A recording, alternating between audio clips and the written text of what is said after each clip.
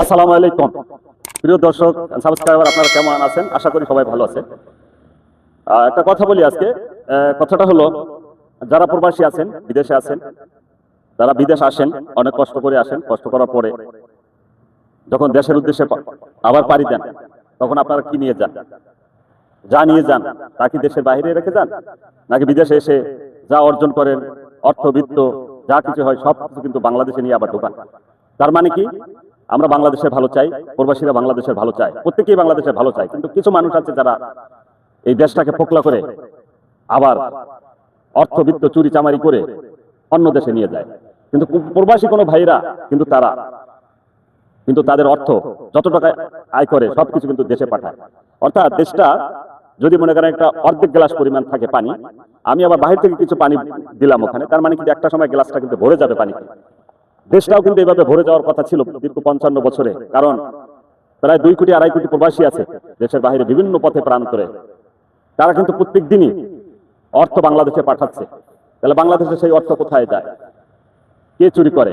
এই চোরদেরকে কেন উপযুক্ত শাস্তি দেওয়া হয় না? কিন্তু এই চোরেরাই আবার সেখানে বসে বিভিন্ন ধরনের ফন্দি ফিকির করে প্রবাসীরা কয়টা মোবাইল নিয়ে যেতে পারবে, কি করতে পারবে, কি করতে পারবে না, এইটা তারা আবার ওখান থেকে পাস করে। কিন্তু এই চোরেরা জানে না এই প্রবাসীদের কত কষ্ট। একজন প্রবাসীর কত কষ্ট সেটা একজন প্রবাসীই জানে, আর আল্লাহ জানে। আর কেউ যদি সিম্পিতি দেখায় মুখে, ওই বড় বড় চেয়ারে বসে, আসলে সেটা জাস্ট মুখের বুলি, এর বাইরে কিছু নাই। তো মূল কথাটা হলো, প্রবাসে যখন আসে মানুষ, এত টাকা কেন লাগবে ভাই? এত টাকা কেন? যেখানে আমার পার্শ্ববর্তী রাষ্ট্র থেকে 1.5 লাখ 2 লাখ টাকায় চলে আসতে পারে, সেখানে বাংলাদেশ থেকে কেন আসতে 8 লাখ 10 লাখ 12 লাখ? এত টাকা কেন ভাই? যেহেতু উনি টাকা চুরি করতে যাচ্ছে না, দেশের টাকা, দেশের কিছু চুরি করতেছে না, দেশটাকে আরো সমৃদ্ধ করার জন্য যাচ্ছে। তাহলে যারা দায়িত্বে আসছেন বিগত 55 বছরে বাংলাদেশের বিভিন্ন পোস্টে, তারা কি করেছেন? এই সিন্ডিকেটটি আপনারা দেখেন না? আপনারা কি বহির্বিশ্বের খবর রাখেন না? পার্শ্ববর্তী দেশের খবর রাখেন না? সবকিছু রাখেন, এটা রাখেন না? আপনারা কেন এই অর্থ কমিয়ে দেন? দেশের কর্মসংস্থানের অভাব। আপনি যদি মনে করেন 2 লাখ টাকা করে দেন, একজন প্রবাসী যেতে 2 লাখ টাকা লাগবে, তাহলে তো দেশের বেকারত্ব কমে যায়। এই বেকার সমাজ দেশের বাইরে এসে অর্থ উপার্জন করে আবার দেশে পাঠাতে পারে। কিন্তু বিগত 55 বছরও এই ধরনের কোনো উদ্যোগ কোন অথরিটির কাছ থেকে আজ পর্যন্ত দেখলাম না। কবে হবে সূর্য উদয়? রাত পোহাবার কত দেরি? পাঞ্জিরি, এই যে কবিতা, বিভিন্ন ধরনের গান গজল কবিতা মানুষ পড়েছে, তৈরি করেছে, তার কি কোনো মূল্য হবে না? এই দেশটা কি কখনোই মানবতার দেশ হবে না? নাকি সারা জীবনই হানাহানি, মারামারি, খুনোখুনির দেশ থাকবে? প্রশ্ন রেখে যায়। প্রত্যেকটা ভাই, প্রবাসী ভাই, যে যেখান থেকে আছেন, আপনার জায়গা থেকে আপনি সচেতন হন, আপনার ভয়েস রেজ করুন। কারণ আপনি যদি কথা না বলেন, নীরবে নিবৃত্তে কতদিন সহ্য করবেন এই অন্যায়, অত্যাচার, অবিচার? প্রবাসী ভাইরা কয়টা মোবাইল নিয়ে যেতে পারবে? এটা কোনো হতে পারে? তার ফ্যামিলি আছে, তার ভাই আছে, বোন আছে, মা আছে, বাবা আছে। আমরা বাংলাদেশে যেমন সবাই ফ্যামিলি বন্ডিং, ফ্যামিলির সাথে অঙ্গভাবে জড়িত থাকে, প্রত্যেকেরই দাবি দয়া থাকে। একজন প্রবাসী ভাই তার ফ্যামিলির জন্য 2টা 3টা মোবাইল নিয়ে যাবে, সেটা নিয়েও আইন করতে হবে। বাহ, চমৎকার।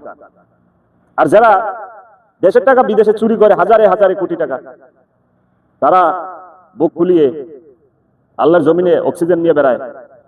আর যারা হাড় ভাঙ্গা পরিশ্রম করে, তারা বিভিন্ন আইন কানুনে জর্জরিত। আইন কি শুধু নিরীহ সহজ সরলের জন্য, নাকি সবার জন্য? যদি সবার জন্য হয়, দেশটাকে সঠিক পথে নেওয়ার জন্য, সুজলা সুফলা শস্য শ্যামলা বাংলাদেশ গড়ার জন্য যা যা করার দরকার, অথরিটি সেই দিকে নজর দিন। শুধু প্রবাসীদের দিকে পড়ে থাকেন না, যে প্রবাসীরা কি করলো। প্রবাসীরা সবাই সৎ, প্রত্যেকটা সৎ মানুষ। বিদেশে যখন আসে, বাংলাদেশে থাকতে যতই থাকুক মনের ভিতরে, কিন্তু প্রবাসে আসার পরে তাদের চিন্তা চেতনা পরিবর্তন হয়ে যায়। তখন দেশের প্রতি তাদের মায়া মহব্বত কতটা যে বাড়ে, সেটা একমাত্র প্রবাসী ভাই জানে, আমরা জানি। তো প্রবাসী ভাইরা, আপনারা যে যেখানে আছেন, আপনারা আওয়াজ তুলুন যাতে প্রবাসে আসতে এই অর্থের পরিমাণটা কমিয়ে দেওয়া হয়। আজকের মূল ভিডিও বিষয় ছিল, প্রবাসে আসতে এত টাকা কেন লাগবে বাংলাদেশ থেকে? আমাদের পার্শ্ববর্তী রাষ্ট্র ভারত, তারপরে মায়ানমার, তারপরে ওদিকে আছে মালদ্বীপ, নেপাল, এখান থেকে আসতে 1.5 লাখ 2 লাখ টাকা খরচ হয়ে, আর আমাদের দেশ থেকে আসতে 8 লাখ 10 লাখ টাকা কেন ভাই? প্রত্যেকে জায়গা থেকে কথা বলুন। যেন এই জিনিসটা কমিয়ে দেওয়া হয়, তাহলে বাংলাদেশের বেকারত্ব কমবে, বাংলাদেশটা আরো উন্নত দিকে যাবে বলে আমি আশা করি। সবাই ভালো থাকবেন। আসসালামু আলাইকুম।